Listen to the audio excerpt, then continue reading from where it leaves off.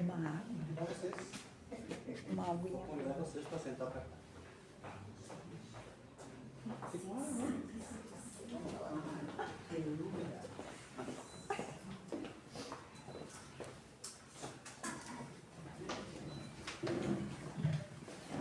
Então, queridos amigos, amados irmãos, encarnados e desencarnados, boa noite.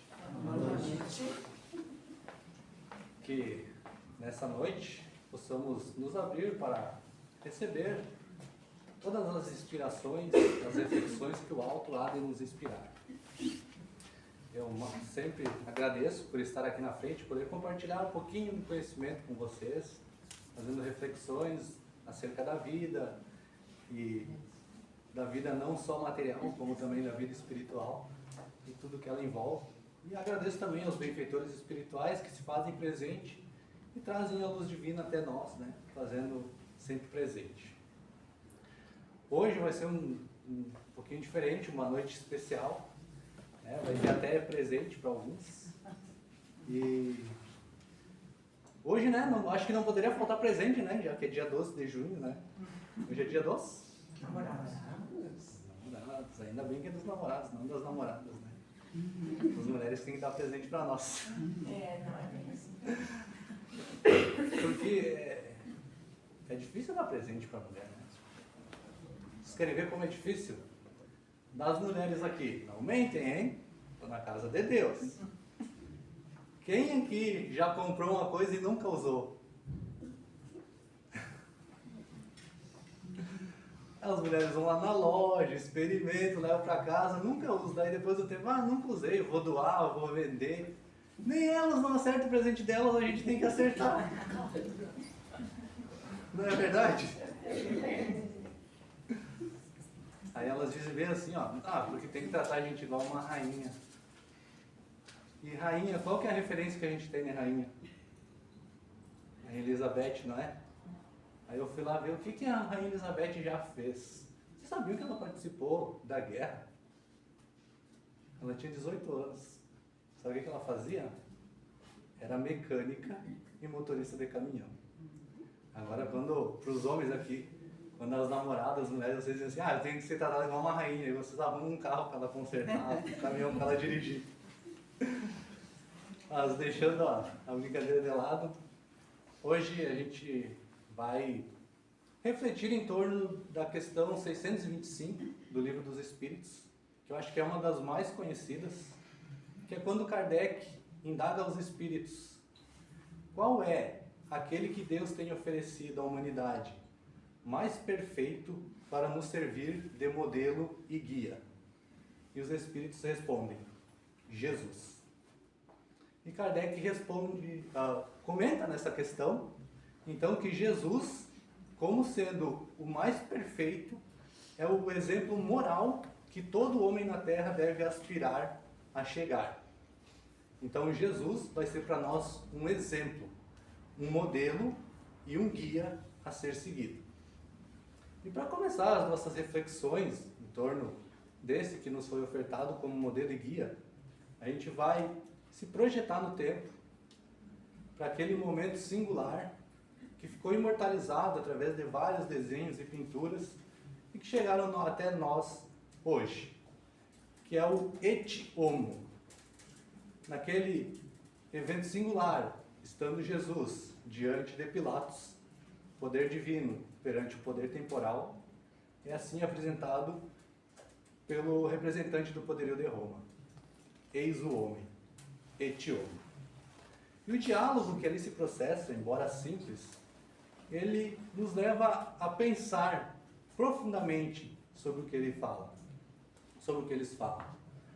Porque naquela cena bastante contrastante, onde Pilatos se encontrava ali com seus áuricos e com todo aquele poderio que representava o poder de Roma, estava diante de Jesus, representando o próprio Criador nessa terra, mas se encontrava ali humilhado, com uma coroa de espinhos que lhe ofertamos, com um pedaço de cana a conta de cetro e aquela túnica escarlate. E em dado momento, Pilatos pergunta a Jesus: és o rei dos judeus? E Jesus responde essa indagação com uma outra pergunta. Em geral, as perguntas do Cristo, no seu Evangelho, apesar de naquele local, naquele tempo, ser direcionado a uma determinada personagem, uma determinada pessoa, essas perguntas elas viajam através do tempo e chegam até nós. Porque são perguntas, assim como são todas as palavras de Jesus, de vida eterna. Então, diante da questão que Pilatos levanta, és o rei dos judeus? Jesus responde, dizes isso de ti mesmo ou porque os outros te falaram a meu respeito? Ou seja, essa indagação, essa definição que você tem de mim, é algo que você refletiu e chegou a essa conclusão? Ou é algo que ouviu falar dos outros e tomou para si sem que fosse objeto das suas reflexões? E é interessante porque Emmanuel não deixa passar essa indagação. Ele a pinça no Evangelho e traz até nós. Essa passagem está no Evangelho de Mateus, capítulo 27, versículo 22. Emmanuel, o mentor de Chico Xavier, pega essa passagem e nos traz no livro Caminho, Verdade e Vida, capítulo 85, num capítulo chamado Testemunho, que Emmanuel nos convida a pensar o que temos feito do Mestre e das suas lições. Por que o denominamos Senhor? Por que o denominamos Mestre? Por que o consideramos um divino benfeitor? Será que isso nasce de uma reflexão nossa, algo que pensamos e está realmente no nosso coração, ou porque é algo que ouvimos falar e tomamos como verdade sem que fosse objeto de uma reflexão? Então, nesse capítulo, chamado Testemunho, não por acaso, Emmanuel nos convida a pensar qual é o testemunho real que temos dado do Cristo em nossas vidas. E hoje a mesma indagação o Espiritismo nos faz. Qual o testemunho temos dado verdadeiramente de Jesus em nossas vidas? Essa é a beleza do Evangelho quando estudado à luz da doutrina espírita, à luz das realidades imortais. Então hoje nós vamos pensar o que temos feito do Mestre e das suas lições. E que Emmanuel nos convida também a pensar sobre aqueles que vão na nossa frente, que realmente o tomaram como modelo e guia. Porque é belo, é encantador nos inspirarmos naqueles que vão à frente, compartilhando luzes para que possamos acender as nossas. É inclusive parte do processo de ascensão nosso, nos inspirarmos nessas vidas, que tomaram realmente Jesus como modelo e guia.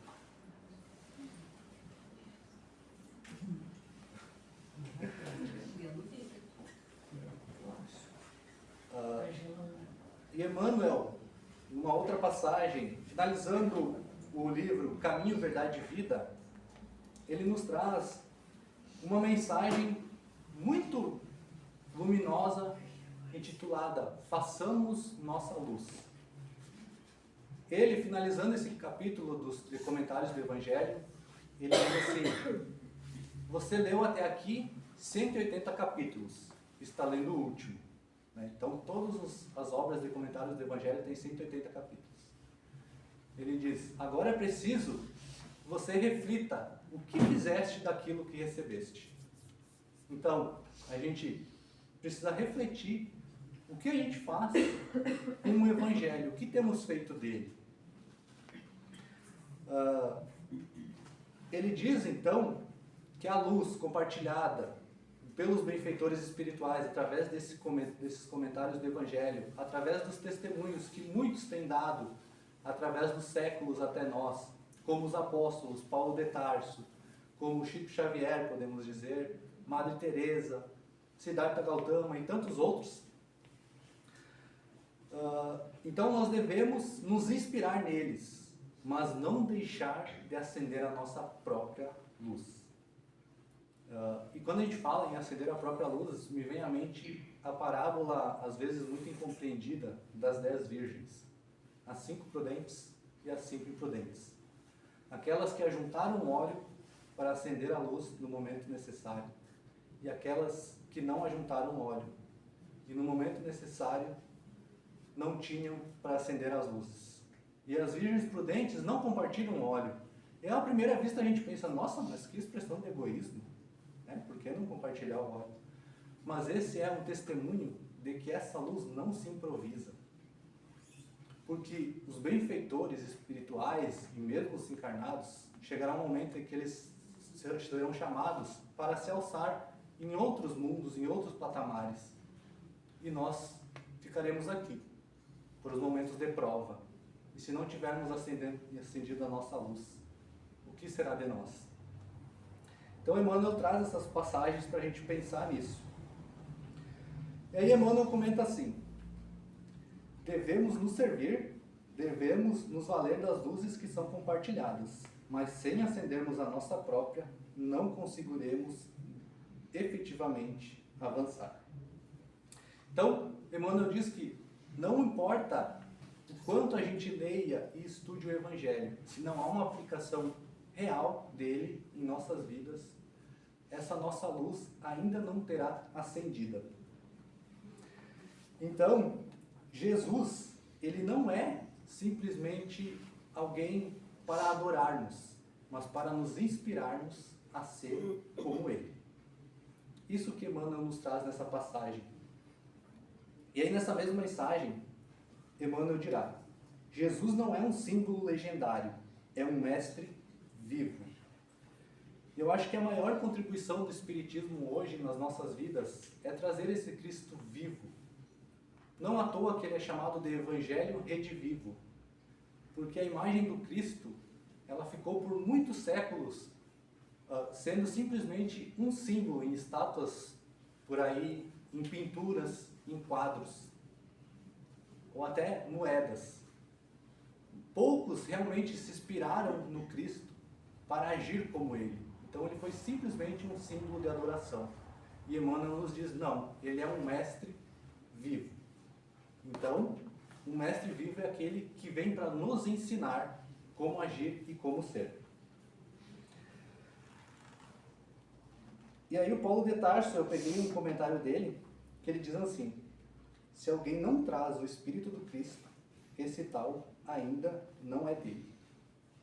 E aí Emmanuel nos diz, comentando essa passagem, que o Cristo tem estado em moedas, quadros, em estátuas, mas enquanto o Cristo não estiver mais impresso em nossas vidas, ele seguirá sendo mais um símbolo do que um mestre vivo. Então Emmanuel vem dizendo que ele não deve ser um símbolo para nós de adoração, mas um mestre vivo. E aí Emmanuel, lá na obra que ele inaugura os comentários do Evangelho, à luz do Espiritismo, a obra, essa mesma citada, Caminho, Verdade e Vida, ele diz assim: para o Cristo não existem linhas divisórias entre o altar de adoração e a oficina de trabalho. Então o Cristo, no templo, ele é buscado. No âmbito do lar ou da sociedade, esquecido, relegado a segundo, às vezes terceiro, quarto plano. Um cristianismo sem Cristo. Porque é muito fácil ser cristão uma hora dentro da casa espírita, ou dentro da igreja, ou dentro de qualquer templo. Mas em casa e no trabalho, será que nós damos um testemunho? Será que agimos como Cristo? Essa mensagem que Emmanuel nos traz e nos faz refletir. Para Jesus não existe diferença entre o altar da adoração e a oficina de trabalho. Então, não existe diferença entre estarmos aqui na casa espírita ou estarmos trabalhando. A conduta deve ser a mesma. A gente vem aqui para exatamente para a primeira mensagem que Emmanuel nos traz, para compartilharmos as nossas luzes, os nossos conhecimentos, para refletirmos acerca da vida e daquilo que temos feito. Mas o verdadeiro cristão, ele é cristão porta afora do templo e não porta adentro dele. E interessante que a gente vê muito o contrário, né? Pessoas que dentro do templo né? Glorificam Jesus, tudo mais, mas porta fora estão julgando, estão falando mal do vizinho, estão, né? Então, é interessante a gente pensar nisso.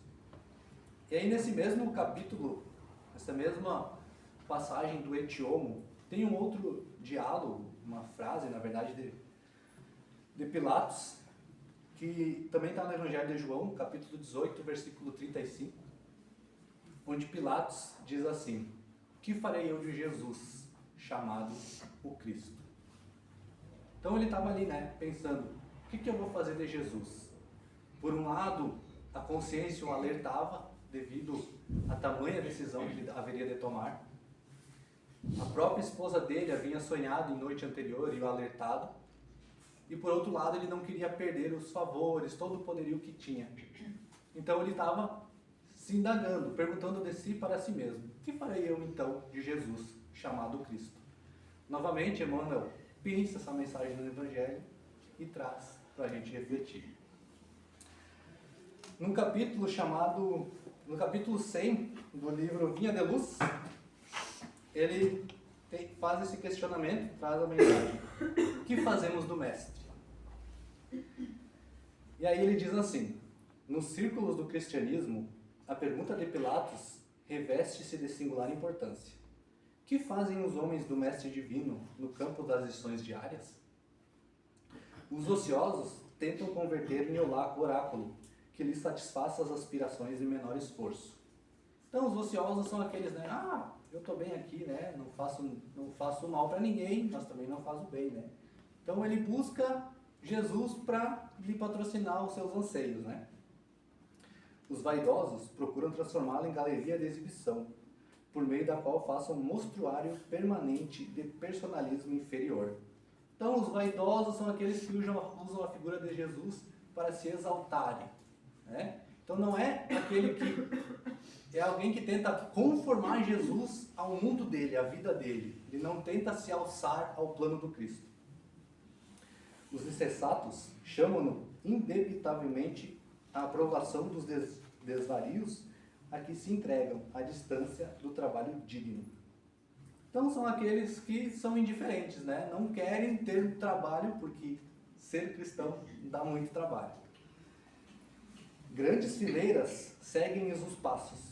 Qual a multidão que o acompanhava no monte, apenas interessada na multiplicação de pães para o estômago. Então são aqueles que apenas querem que Jesus lhes patrocine os anseios. Que é aquela mesmo pessoal que chega na casa espírita, né? Aí, olha, eu acho que eu estou com um caminhão de obsessor, né? Estou sofrendo em casa, estou passando por um monte de coisa, né? Estou brigando no trabalho, meu marido não entende. Aí a gente bota o nome da pessoa lá, né? Na mediúnica. Faz todo o trabalho e diz: fulano, eu orar, pelo menos ao acordar e dormir, tomar água fluidificada. Vem na casa 3 semanas seguidas. Vocês acham que a pessoa faz? Não. Então elas querem que Jesus lhes patrocine os anseios, que elas ganhem tudo de mão beijada. E não é assim. Outros se acercam dele, buscando atormentá-lo à maneira dos fariseus arguciosos, rogando sinais dos céus. Então são aquelas pessoas que dizem: eu só acredito vendo. Se eu ver algum milagre, alguma coisa, eu acredito. Senão, não. Numerosas pessoas visitam-no, imitando o gesto de Jairo, suplicando bênçãos, crendo e descrendo ao mesmo tempo. Diversos aprendizes ouvem os ensinamentos, ao modo de Judas, examinando o melhor caminho de estabelecerem a própria dominação. Vários corações observam-no com simpatia, mas na primeira oportunidade indagam, como a esposa de Zebedeu, sobre a distribuição dos lugares celestes. Então, a esposa de Zebedeu era a mãe do apóstolo Tiago e João Evangelista. E em certa feita, ela se aproximou de Jesus e perguntou: será que não pode garantir um lugar lá no teu reino, no reino dos céus? Um lugar à tua direita e um lugar à tua esquerda para os meus filhos? Então são as pessoas que se aproximam de Jesus esperando bênçãos. Alguns imitam os beneficiários da Judéia e levantam mãos postas no instante das vantagens e a fugirem espavoridos do sacrifício e do testemunho. Grande maioria procede à moda de Pilatos, que pergunta solenemente quanto ao que fará de Jesus e acaba crucificando, com despreocupação do dever e da responsabilidade. Poucos imitam Simão Pedro, que após a iluminação do Pentecoste, segue-os sem condições até a morte. Raros copiam Paulo de Tarso, que se ergue na estrada do erro, colocando-se a caminho da redenção, passando por impedimentos e pedradas até o fim da luta. Não basta fazer do Cristo Jesus, o benfeitor que cura e protege. É indispensável transformá-lo em padrão permanente da vida, por exemplo e modelo de cada dia. Então a gente viu aqui que existem alguns arquétipos das pessoas que vão até Jesus, ou de que as pessoas têm na figura de Jesus. Eu escrevi esses arquétipos para diferenciar eles. Primeiro, os adversários, né? São aqueles que são contra Jesus. Os indiferentes, né? Não estão nem aí, né? Se Jesus existe ou não, para eles não importa. Aí temos a multidão, que é aqueles que acompanham Jesus, né? Nos seus olhares curiosos. Os discípulos e, por fim, o apóstolo. Mas onde é que está a grande virada de chave? A grande virada está entre a multidão, que busca o Cristo enquanto lhe convém, e no apostolado, né? Que começa a buscar o Cristo além daquilo do que lhe convém, que tenta se alçar ao plano do Cristo. Porque muitas vezes, seguir o Cristo vai ser dizer não para nós mesmos. Muitas vezes, seguir o Cristo vai ser dizer não para os nossos próprios desejos e vontades, para os nossos próprios anseios. Muitos não querem isso. Porque muitos querem falar a Jesus, poucos querem de fato ouvi-lo. Muitos querem caminhar à frente de Jesus. Porque a gente tem que lembrar, né? Quem quiser vir após mim, e não adiante dele.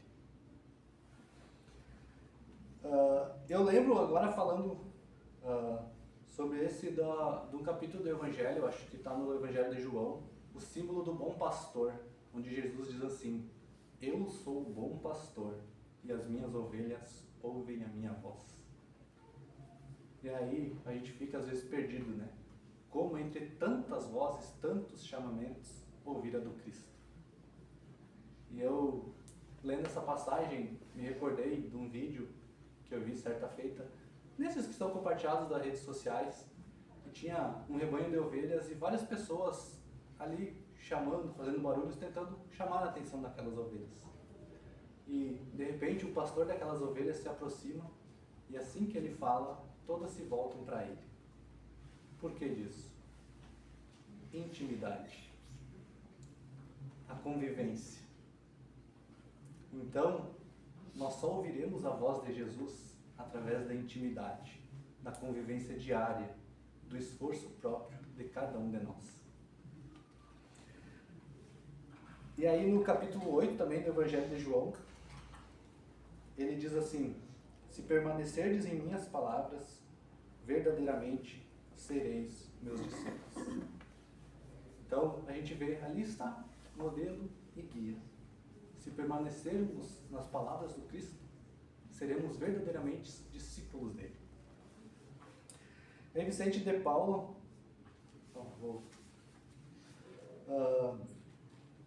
aí, né, tem André Luiz, no início do livro Os Mensageiros, ele está conversando com a Narcisa, que é uma das trabalhadoras do nosso lar. E aí ele diz assim que como está diferente a visão dele acerca do mundo. Antes parecia tudo meio cinzento, meio obscuro, e agora ele via mais beleza nas coisas, as coisas pareciam se encaixar. E é muito interessante porque às vezes a gente se pega também pensando nisso. Eu, um tempo atrás, estava saindo para trabalhar e eu parei e olhei assim: nossa, como tá linda essa lua, sabe? E eu fiquei um tempo olhando assim, admirando, e daí eu parei: mas eu já vi essa lua 10 vezes, o que está acontecendo comigo, né? Quantas pessoas não param às vezes admirando um animalzinho brincando, ou uma flor, uma árvore bonita? Quantas pessoas não saem no fundo da casa, ficam olhando as plantas, refletindo sobre a vida, ou após a vida? O que é isso? Jesus. Emmanuel, no livro Consolador, nos diz que a melhor forma de se aproximar de Deus, de Jesus, é contemplar a natureza. E aí a Narcisa, ela fala para ele que isso é uma renovação dos sentimentos dele e principalmente do olhar que ele tem para com Jesus e para com o Evangelho. E ela tem uma fala muito interessante que eu trouxe para nós refletir hoje, que ela diz assim: enquanto a criatura humana se engolfa apenas em cálculos e raciocínios, o Evangelho não passa de um repositório de ensinamentos comuns. No entanto, quando se lhe despertam os sentimentos superiores, ele percebe que as lições do Mestre têm vida própria e passam a ignorar expressões atrozes, ignoradas pela sua inteligência, pelo seu raio de visão. Quando crescemos para o Senhor, também as suas lições crescem aos nossos olhos. Então, quanto mais a gente se esforça, mais a gente tenta melhorar como ser humano, mais as lições do Cristo crescem para nós. E eu acho que não tem nenhuma passagem que exemplifique melhor isso do que a que é trazida no livro Obreiros da Vida Eterna, capítulo 3, intitulada O Sublime Visitante. Conta-nos André Luiz que eles estavam cuidando de 3 casos aqui da crosta terrestre. E eles iam receber um espírito de esferas superiores que iria ajudá-los nesses 3 casos. Mas tal era a condição desse espírito que em nosso lar foi preciso que ele se materializasse, dentro de um quadro fluídico criado pelas emanações mentais dos que ali estavam. Então, o instrutor disse: André Luiz, você cuida da vegetação, fulano cuida do lago, fulano cria o céu. E aí o André Luiz ficou naquele esforço assim, E aí o instrutor falou: olha, não está muito boa a sua grama aí, tenta dar uma melhorada, E ele começou a se concentrar. E eles viram uma luz no fundo, como se fosse um sol se aproximando, e quando eles viram, era um espírito. Era Asclépios, carregando alguns pergaminhos debaixo do braço. E aquela presença é tão impressionante que André Luiz pergunta assim: mas esse é o ápice que um espírito pode chegar? É um espírito ligado a outros ordes, a outras esferas? E o instrutor diz: não, André. Ele ainda é um espírito ligado à Terra, mas em condições que a matéria ainda nós não conseguimos nem compreender. E aí eles trazem os 3 casos para Asclépios, e ele pacientemente ouvia. A gente está com um problema nesse caso assim, assim, assim. Ele ouvia a explicação, pegava o pergaminho, abria e lia o que vieram a notar que era alguns versículos do Evangelho. E daí ele lia e silenciava. E André Luiz até comenta, ficou até um clima meio estranho, porque é acostumado com aquelas conversações longas aqui na Terra, muitas vezes sem proveito nenhum, ninguém encontrava a solução daquelas lições tão diretas, Então Asclépios, vendo que não era muito bem compreendido, ele começou a ler o versículo e dava uma breve explicação. Então, os 3 casos que foram apresentados, ele lia um versículo e dava uma breve explicação. Então, para todos os problemas desse mundo, nós encontramos as lições do Evangelho de Jesus. Mas não é isso que impressiona nessa passagem, nesse relato. O que impressiona quando a gente lê é um espírito de tal estirpe como Asclépios. Qual é o seu material de estudo? O mesmo Evangelho, o mesmo Jesus, o mesmo modelo e guia. Claro, num nível de compreensão que nós ainda não conseguimos abraçar.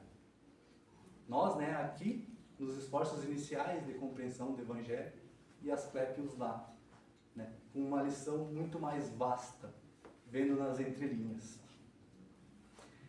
E tem uma fala de Jesus que ele diz assim: neste mundo, céus e terras hão de passar, mas as minhas palavras permanecerão para sempre. E aí, sempre que a gente pensa em céus e terras, a gente pensa na evolução dos mundos. Mas a gente pode interpretar de outra forma. Todo espírito neste universo evolui entre uma terra e um céu.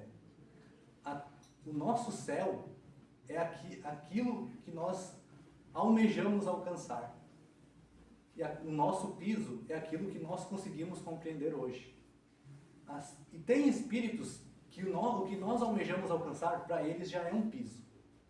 Mas eles também têm um céu. E esse céu será um piso para outros espíritos. Então, nesse mundo, céus e terras passarão. Mas Jesus, nesta terra, abarca todas essas consciências. E eu fiquei muito pensativo quando eu comecei a ler essas indagações acerca de Jesus, porque eu acho que eu quis trazer esse tema, porque até como um alerta para nós espíritas, porque devido à imensidão da literatura espírita, muitas vezes a gente deixa o Evangelho muito de lado. Quando alguém indica uma obra de comentários do Evangelho para estudo, muitos acham que não serve para estudo, que é simples frases reflexivas. E aí a gente fica pensando assim, o que temos feito do Cristo no nosso modelo e guia? Será que temos dado o devido valor ao Evangelho, à palavra do Cristo? E eu falei que eu ia trazer uma novidade hoje, falei para os trabalhadores da casa, né? E é interessante que sempre que alguém procurava o Chico e perguntava para ele assim: "Ei Chico, alguma novidade, uma fofoca lá do mundo espiritual, alguma coisa nova para nós?" E o Chico, com aquele jeitinho dele, dizia: "Ah, meu irmão, a novidade sempre tem, e é a mesma de sempre. Jesus, o Evangelho." Então, Jesus sempre será uma novidade para aquele que se dispor a buscar nas suas palavras, no seu Evangelho.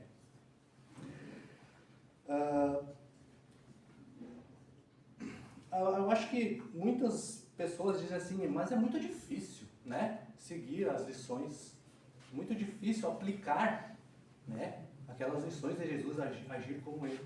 Mas eu vou dizer para vocês que não é difícil. Porque precisa só de duas coisas. Toda a vida do Cristo, ela é baseada em duas virtudes: a humildade e a caridade. Qualquer passagem da vida do Cristo, se vocês forem estudar, vocês vão ver ele sendo humilde e caridoso. Tá? Por isso que o lema do Espiritismo é: fora da caridade não há salvação. E a gente pensa assim, tá, mas no Evangelho fala isso? Que a caridade fala. Na primeira João, capítulo 2, versículo 12, João diz assim: a verdadeira e única religião que Deus, nosso Pai, considera pura e imaculada é cuidar dos órfãos e das viúvas e não deixar-se corromper pelo mundo. Por que cuidar dos órfãos e das viúvas? Porque era o principal caridade daquela época. Como viviam numa sociedade patriarcal, onde o homem era o provedor, só ele trabalhava, quando ele morria, a viúva e os filhos ficavam desassistidos. Não tinha justiça social naquela época, nem programas sociais. Então, era o principal indicativo de caridade cuidar dos órfãos e das viúvas daquele tempo. E aí ele completa ainda, né? Não se deixar corromper pelo mundo. E é interessante que tem uma passagem em Romanos, capítulo 12, versículo 2, que Paulo diz assim: não vos conformeis a este mundo, mas transformai-vos pela renovação da vossa mente, para saber qual é a boa, verdadeira e agradável vontade de Deus. Qual é a verdadeira, boa e agradável vontade de Deus? Já se perguntaram isso? Jesus já nos deu as respostas. Na verdade, foi um pedido que ele fez a todos nós: amai uns aos outros, como eu vos amei. E é interessante porque às vezes a gente fala assim, eu tenho que me inspirar naqueles que vão à frente, né? Como Paulo de Tarso, como Pedro, por exemplo, como Chico Xavier, Eurípides Barçanufo, como Divaldo. Mas nós sempre temos vários exemplos, várias lições no nosso dia a dia de pessoas que refletem o Cristo.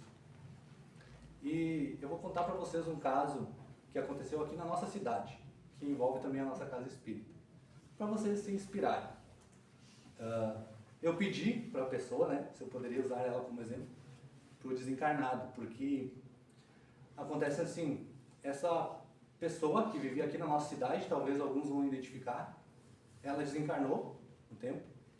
Eu não conhecia ela, nem os familiares dela, e no dia que a filha dela veio na casa espírita, eu vi do lado dela Nossa Senhora de Fátima. E aí eu perguntei para ela durante o atendimento se ela era devota, né, de Nossa Senhora de Fátima. E ela me disse assim, a minha mãe era, né, inclusive faleceu segurando a imagem de Nossa Senhora de Fátima. E eu fiquei assim, pensativo, né? Porque essa pessoa recebeu uma acolhida muito grande do plano espiritual, né? Essa mulher recebeu uma acolhida muito grande e eu perguntei, né, dos benfeitores espirituais, mas o que fez essa mulher? E eles me responderam assim, foi uma grande mãe. Só isso me responderam. E eu não fiquei satisfeito, né? Eu pensei, eu sou homem, não posso não posso ser mãe, né? E daí eu fiquei insistindo, um tempo depois, quando eu me acalmei, eles me falaram assim, essa mulher cumpriu com perfeição o pedido de Jesus. Ela amou os filhos, amou o pai, amou o marido, amou a natureza, amou os animais. A vida dela foi amar. Então, a gente acha que é difícil aplicar as mensagens de Jesus. Mas não é. É só amar. Essa é eu acho que é o nosso maior dever, amar a todos e servir sem distinção. Toda e qualquer pessoa que cruzar por nós. E eu acho que é bem interessante esse exemplo, né? Eu também tive um outro exemplo que eu trouxe ano passado. Eu tenho uma amiga que ela é psicóloga hoje, eu conheci ela na faculdade, eu cursava educação física e ela psicologia. E ela é de Aratibá, é uma cidade vizinha de Erechim. E daí, no ano passado, no começo do ano, ela estava tendo problemas com ansiedade, né? E ela gostava muito de festa, bebida, né? E daí eu falei para ela, isso que está acontecendo contigo, de repente, não é uma chamada para te cuidar mais um pouquinho do teu espiritual, deixar a matéria um pouquinho de lado? E ela me perguntou, como é que eu faço isso? Daí eu falei, compra o Evangelho, segundo o Espiritismo, lê um capítulozinho por dia. E ela começou a fazer, diminuir, ir nas festas, beberá e tudo mais. E ela melhorou, né? Só que Aratibá não tem casa espírita. E aí na época das enchentes do ano passado, já contei isso aqui, eles ficaram isolados lá, igual nós, né? E aí ela estava um dia na frente de casa, começou a chover e ela ficou na porta de casa, né? Porque o gaúcho agora é assim, né? Antes chovia dizendo assim, chuvinha boa para dormir, né? Agora chove e a gente perde o sono, né? Aí ela ficou na porta assim, olhando a chuva e caiu um raio bem na frente da casa dela. E ela fez o que eu disse, né? Leu o Evangelho. Ela correu, pegou o Evangelho e abriu, bem naquele capítulo, se fosse um homem de bem, teria morrido. Aí ela falou pra mim, né? Hoje eu não sou uma pessoa de bem. Mas, agora há pouco tempo, ela conseguiu um emprego numa escola em Erechim, se mudou para lá. E aí, ela falou, aqui tem casa espírita. Eu falei, vai, vê se tu gosta, né? Porque ela cresceu na religião protestante, né? Evangélica. E se afastou com o tempo. E aí ela começou a ir, foi a primeira vez, e ela disse que gostou. Eu falei, continua indo. Aí depois de uns 2 meses, ela me disse, tô firme, indo na casa espírita, tô participando do grupo de estudo, né? E eu falei para ela assim, o que tu gostou lá? E ela disse assim, de todos os lugares que se declaram cristão, a casa espírita é a que mais fala no Cristo. Eu fiquei muito feliz com essa declaração e eu nunca tinha parado para pensar nisso. Então, a gente tem todas essas questões envolvendo o Cristo. E Vicente de Paulo, no Evangelho segundo o Espiritismo, né, que é o mesmo livro que a gente faz a leitura aqui no começo, né, que a Vitória fez a leitura para nós hoje. Nesse próprio livro ele diz assim, para encerrar nossa palestra hoje. Como desejaria que dedicassem mais tempo a esse livro, que muitas vezes considero uma carta fechada. Palavras ocas ou vazias. No entanto, vossos males provêm todos do abandono voluntário desse código divino, que nos foi ofertados. Ledes as páginas cintilantes do devotamento do Cristo e meditai-as, porque então o veremos a conversar conosco. Então, através do Evangelho de Cristo, seja ele o Evangelho, a Bíblia, ou o Evangelho segundo o Espiritismo, né? É um Jesus conversando com nós no dia a dia. E agora eu tenho uma pergunta para vocês. Eu falei que ia trazer uma novidade, né, e que ia ter presente. E realmente tem uma novidade. Mas antes o presente. Quem aqui não tem o Evangelho segundo o Espiritismo e gostaria de ter? Levanta a mãozinha. Não muito alto, porque a gente está na casa de Deus, né? Vai que ele puxa dela.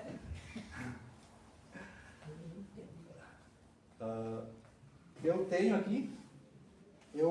Inclusive, assim, eu comentei com a Inês, né, essa semana que eu estava fazendo esse roteiro, né? Que o título é Jesus, Modelo e Guia. E umas semanas atrás o Amaral esteve aqui e distribuiu alguns, e eu vi que muitas pessoas ficaram querendo, né? E aí eu liguei para uma gráfica lá em São Paulo, que eu recebi o número, e perguntei: vocês têm o Evangelho segundo o Espiritismo aí? E eles disseram: eu tenho 10 prontos, está aqui há muito tempo e ninguém leva, porque ele é um pouquinho incomum.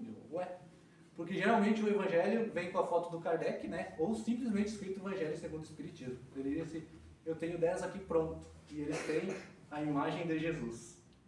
E eu falei: então é esse mesmo, esse que eu quero. Então, se vocês quiserem, eu vou deixar aqui, depois vocês pegam, tá? Podem pegar, vocês. Eles vêm junto um marcador de página e a mesma prece que a G fez no começo, tá? Todos eles têm. Vocês podem pegar aqui e levar para casa e ler as páginas do Evangelho. Eu realmente tenho uma novidade que foi uma coisa, é um testemunho meu próprio, que eu estava fazendo um trabalho de amparagem espiritual. E a gente foi num local onde um irmão estava se preparando para reencarnar. E quando a gente vai reencarnar, a gente fica muito apreensivo, porque para eles lá é como se fosse a nossa morte aqui, né? A gente fica preocupado com a morte aqui, e lá eles ficam preocupados quando a gente vai encarnar, porque a gente vai estar todos os desafios da matéria, né? Doenças, né? Boleto para pagar, né? Todas as provas e desafios. E em dado momento, todos pararam e fizeram uma prece, rogando a Jesus.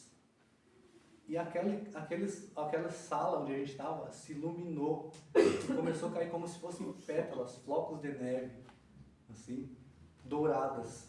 E eu perguntei assim: o que é isso? Porque eu parecia que eu estava levitando do chão. Né? Primeiro eles me repreenderam, né? Durante a prece não era para me falar. Aí depois eu perguntei, né? O que foi isso? E eles falaram assim: Jesus. Jesus emana a sua luz, a sua presença a cada um de nós quando nós vamos encarnar nessa terra. Eu procurei isso e eu não achei em lugar nenhum da literatura espírita. E eu quis trazer para vocês. Porque Jesus realmente nos vê como irmãos menores. E Ele vem ao nosso encontro sempre. Assim que a gente estiver disposto a encontrar. Então Ele nos ama verdadeiramente, antes mesmo da gente despertar essa consciência para o Cristo. Então, eu queria que vocês meditassem sobre essas palavras, sobre o que temos feito do Evangelho e do Cristo. Muito obrigado a todos por me ouvirem essa noite. Só uma colocação, posso? Sim, pode. Eu acho que o tema que tratasse, irmão, foi de suma importância do Evangelho. Ele é tão importante que nós fizemos uma leitura dele em todos os começos, como se citasse também. E não é só nessa casa, em todas as casas espíritas, né? Então a importância é muito grande. E ali, claro, ali nós vamos encontrar, sim, tudo que nós possamos, temos necessidade de ter uma necessidade qualquer, a gente vai encontrar soluções por ali. Dia mais, dia menos, mas enfim. Então a leitura do Evangelho realmente é muito importante. Obrigado. Então, muita luz, muita paz a todos. Que Jesus nos abençoe.